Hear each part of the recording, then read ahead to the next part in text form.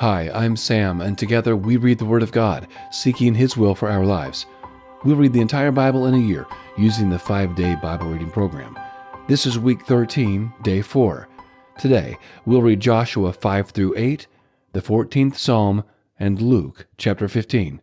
Let's read. Joshua chapter 5.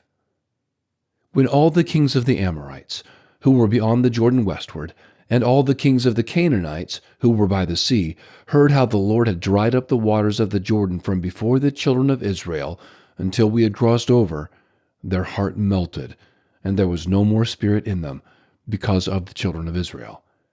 At that time the Lord said to Joshua, "Make flint knives and circumcise again the sons of Israel the second time." Joshua made himself flint knives and circumcised the sons of Israel at the hill of the foreskins. This is the reason Joshua circumcised them. All the people who came out of Egypt, who were males, even all the men of war, died in the wilderness along the way, after they came out of Egypt. For all the people who came out were circumcised, but all the people who were born in the wilderness along the way as they came out of Egypt had not been circumcised. For the children of Israel walked 40 years in the wilderness until all the nation, even the men of war who came out of Egypt, were consumed, because they didn't listen to the Lord's voice. The Lord swore to them that He wouldn't let them see the land which the Lord swore to their fathers that He would give us, a land flowing with milk and honey. Their children, whom He raised up in their place, were circumcised by Joshua, for they were uncircumcised, because they had not circumcised them on the way. When they were done circumcising the whole nation, they stayed in their places in the camp until they were healed. The Lord said to Joshua, "Today I have rolled away the reproach of Egypt from you." Therefore the name of that place was called Gilgal to this day. The children of Israel encamped in Gilgal. They kept the Passover on the 14th day of the month at evening in the plains of Jericho. They ate unleavened cakes and parched grains of the produce of the land on the next day after the Passover, in the same day. The manna ceased on the next day, after they had eaten of the produce of the land. The children of Israel didn't have manna anymore, but they ate of the fruit of the land of Canaan that year. When Joshua was by Jericho, he lifted up his eyes and looked, and behold, a man stood in front of him with his sword drawn in his hand. Joshua went to him and said to him, "Are you for us or for our enemies?" He said, "No, but I have come now as commander of the Lord's army." Joshua fell on his face to the earth and worshipped and asked him, "What does my Lord say to his servant?" The prince of the Lord's army said to Joshua, "Take off your sandals, for the place on which you stand is holy." Joshua did so. Chapter 6. Now Jericho was tightly shut up because of the children of Israel. No one went out, and no one came in.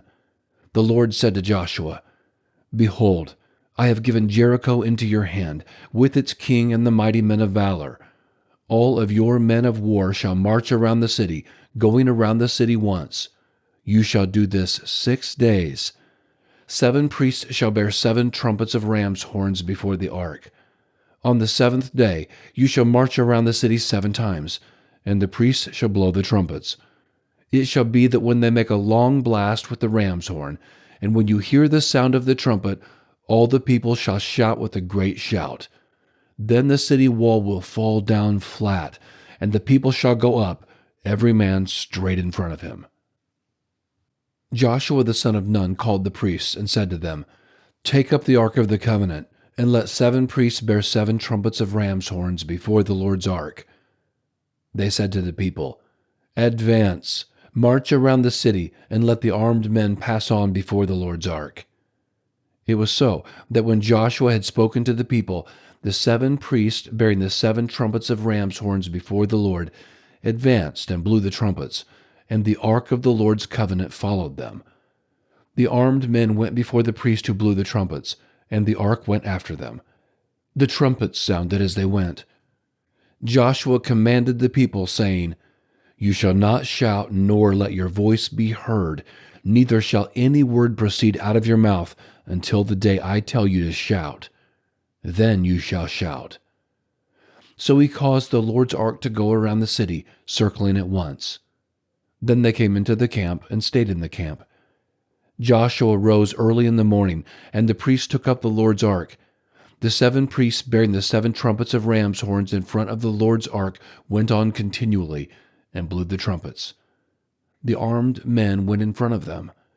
The rear guard came after the Lord's ark. The trumpets sounded as they went. The second day they marched around the city once and returned into the camp. They did this 6 days. On the 7th day, they rose early at the dawning of the day and marched around the city in the same way 7 times. On this day only they marched around the city 7 times.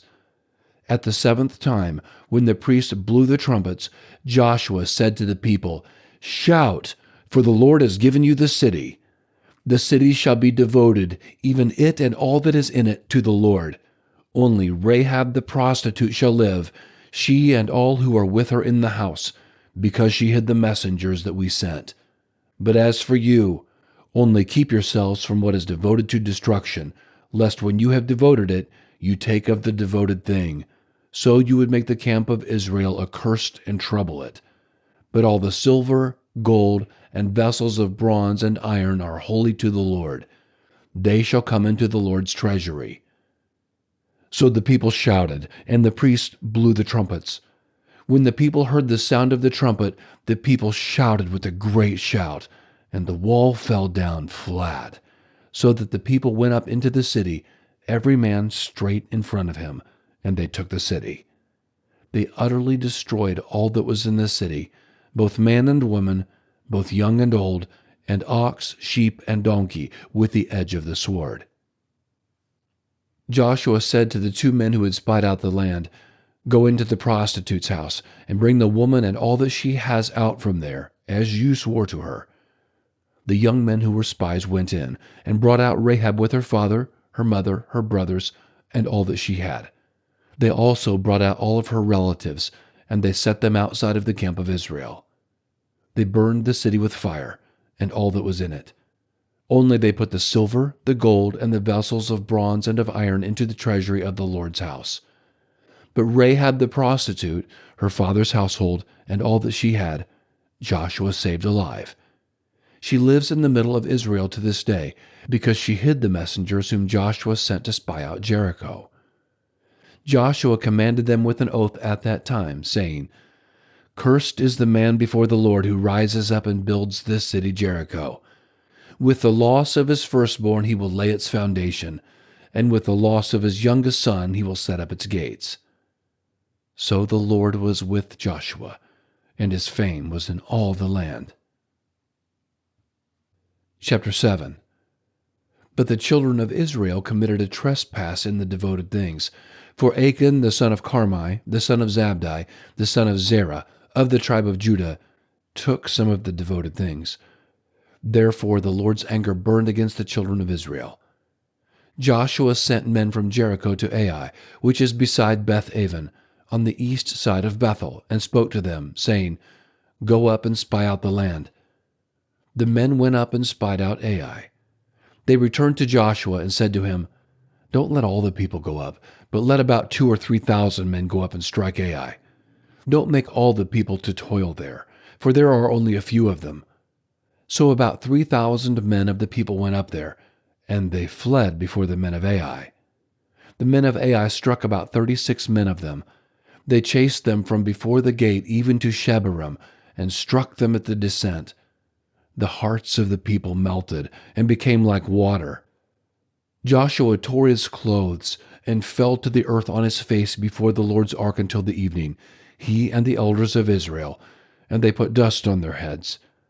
Joshua said, "Alas, Lord God, why have you brought this people over the Jordan at all, to deliver us into the hand of the Amorites, to cause us to perish?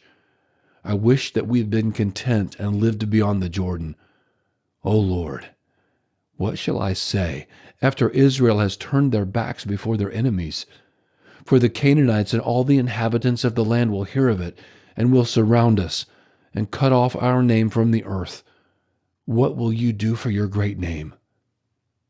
The Lord said to Joshua, "Get up. Why have you fallen on your face like that? Israel has sinned. Yes, they have even transgressed my covenant which I commanded them. Yes, they have even taken some of the devoted things, and have also stolen and also deceived. They have even put it among their own stuff. Therefore the children of Israel can't stand before their enemies. They turn their backs before their enemies because they have become devoted for destruction. I will not be with you any more unless you destroy the devoted things from among you. Get up, sanctify the people, and say, 'Sanctify yourselves for tomorrow, for the Lord, the God of Israel, says, There is a devoted thing among you, Israel. You cannot stand before your enemies until you take away the devoted thing from among you. In the morning, therefore, you shall be brought near by your tribes. It shall be that the tribe which the Lord selects shall come near by families. The family which the Lord selects shall come near by households.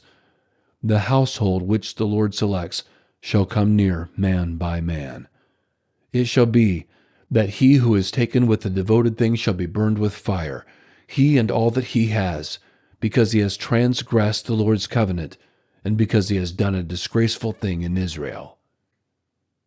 So Joshua rose up early in the morning and brought Israel near by their tribes. The tribe of Judah was selected.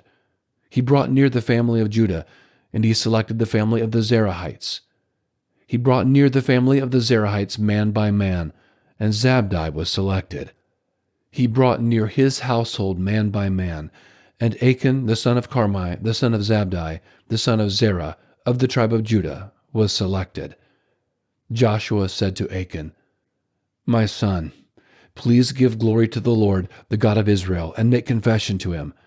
Tell me now what you have done. Don't hide it from me."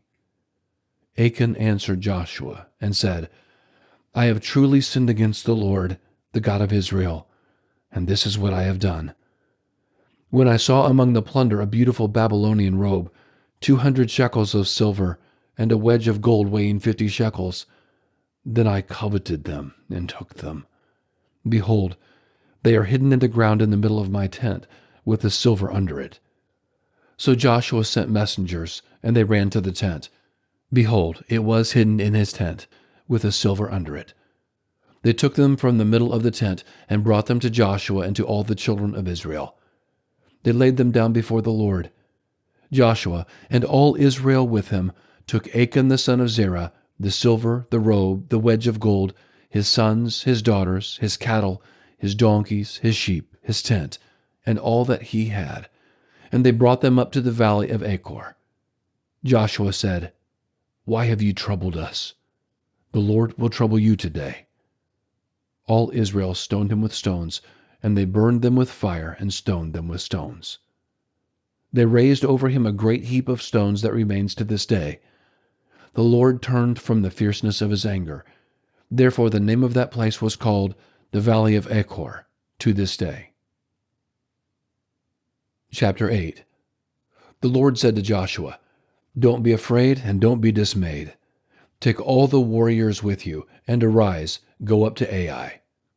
Behold, I have given into your hand the king of Ai, with his people, his city, and his land. You shall do to Ai and her king as you did to Jericho and her king, except you shall take its goods and its livestock for yourselves. Set an ambush for the city behind it." So Joshua arose with all the warriors to go up to Ai. Joshua chose 30,000 men, the mighty men of valor, and sent them out by night. He commanded them, saying, "Behold, you shall lie in ambush against the city, behind the city.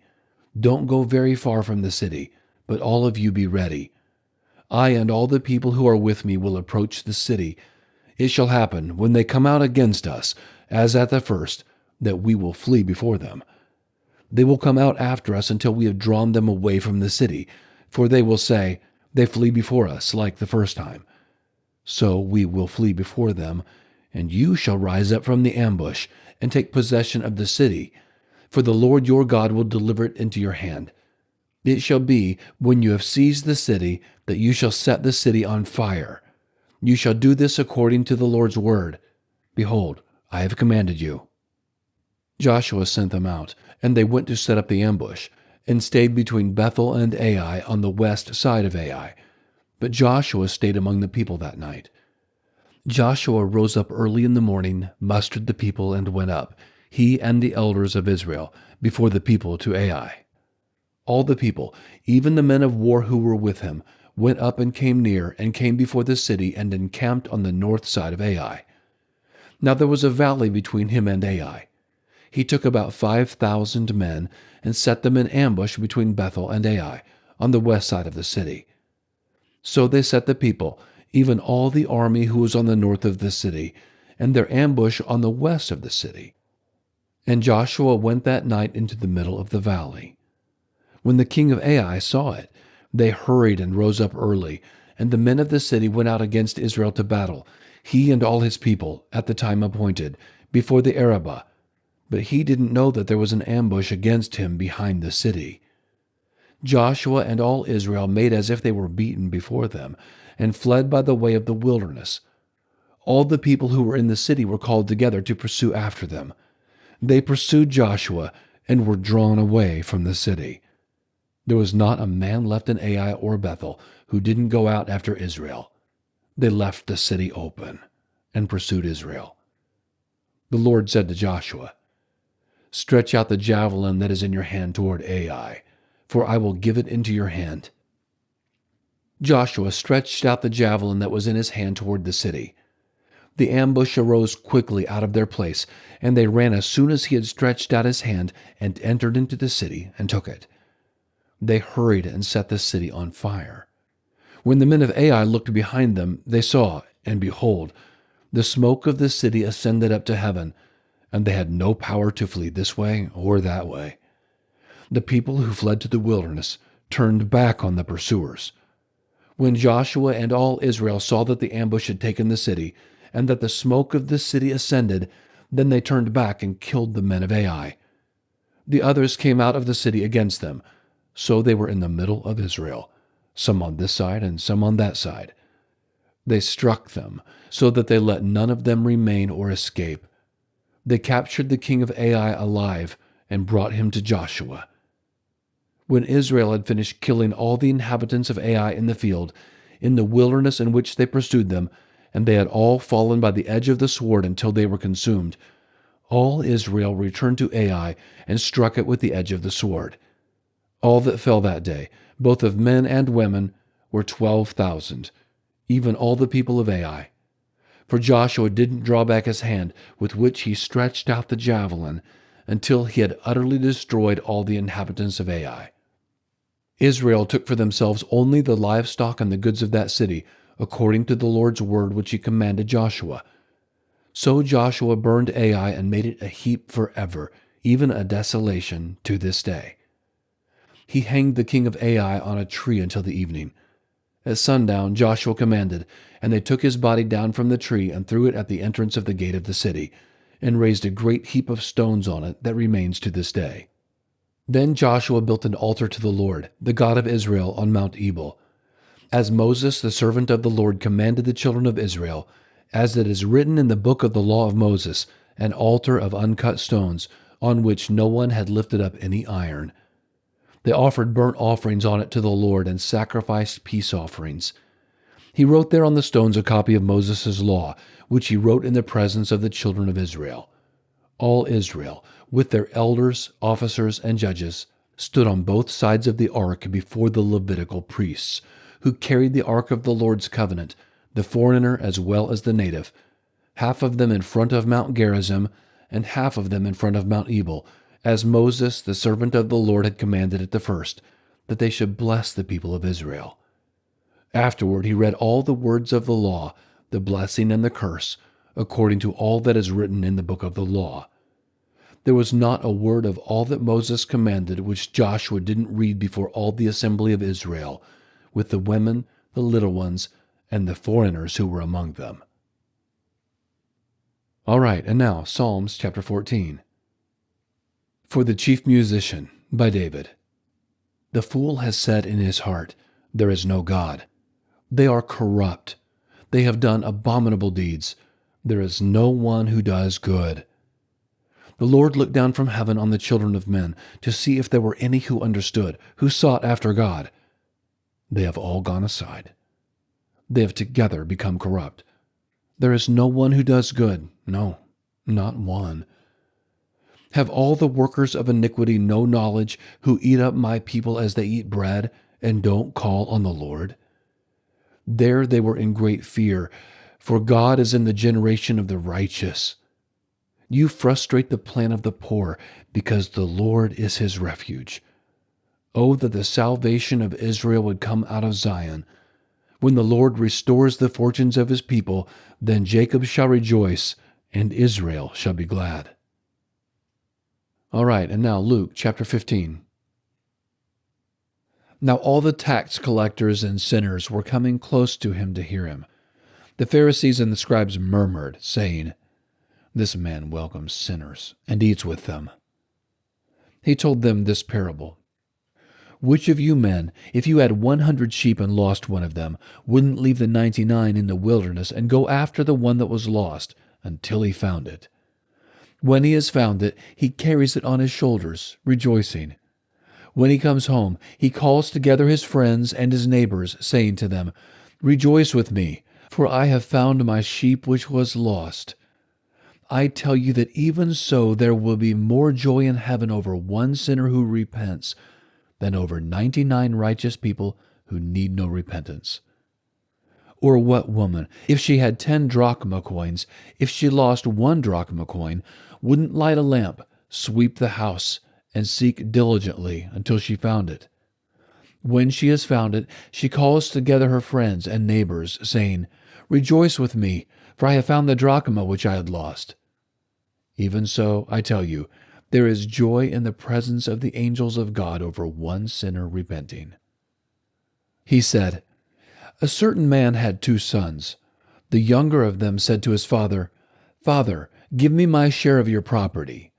So he divided his livelihood between them. Not many days after, the younger son gathered all of this together and traveled into a far country. There he wasted his property with riotous living. When he had spent all of it, there arose a severe famine in that country, and he began to be in need. He went and joined himself to one of the citizens of that country, and he sent him into his fields to feed pigs. He wanted to fill his belly with the pods that the pigs ate, but no one gave him any.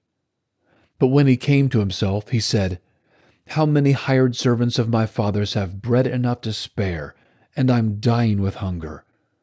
I will get up and go to my father, and will tell him, Father, I have sinned against heaven and in your sight. I am no more worthy to be called your son. Make me as one of your hired servants.' He arose and came to his father.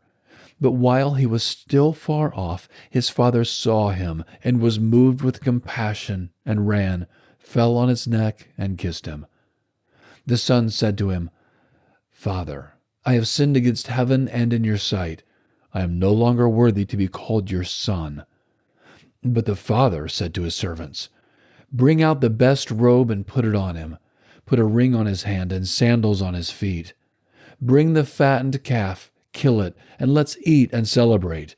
For this, my son, was dead and is alive again. He was lost and is found.' Then they began to celebrate. Now his elder son was in the field. As he came near to the house, he heard music and dancing. He called one of the servants to him and asked what was going on. He said to him, 'Your brother has come, and your father has killed the fattened calf, because he has received him back safe and healthy.' But he was angry and would not go in. Therefore his father came out and begged him. But he answered his father, 'Behold, these many years I have served you, and I never disobeyed a commandment of yours. But you never gave me a goat, that I might celebrate with my friends. But when this your son came, who has devoured your living with prostitutes, you killed the fattened calf for him.' He said to him, 'Son, you are always with me, and all that is mine is yours. But it was appropriate to celebrate and be glad, for this your brother was dead and is alive again. He was lost and is found.'" That's our reading for today. Thank you so much for joining and reading along here. Would you please like and subscribe, and be sure to join again tomorrow as we continue on in our journey here through the Bible. Have a very blessed day.